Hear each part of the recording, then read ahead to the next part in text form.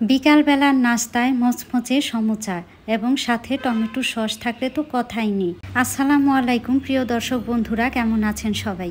না টেনে সম্পূর্ণ ভিডিওটি দেখতে থাকুন এবং আমি রোকসানা আপনাদের সাথেই আছি। এখনও যারা আমার চ্যানেলটিকে সাবস্ক্রাইব করেননি, প্লিজ সাবস্ক্রাইব করে আমার পাশেই থাকবে। আজকে আমি মামাতো বোনের হাতের তৈরি ফ্রোজেন করা রেডিমেড সমুচা ফ্রাই করে দেখাবো।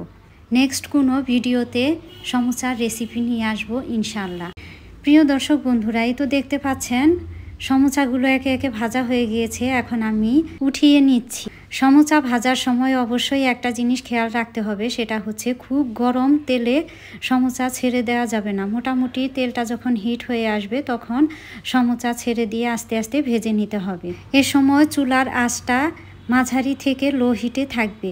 প্রিয় দর্শক বন্ধুরা, আমার ভিডিওটি কেমন লাগলো কমেন্টস করে অবশ্যই জানাবেন। আজ এ পর্যন্তই। ভালো থাকবেন সবাই, সুস্থ থাকবেন সবাই। আল্লাহ হাফেজ।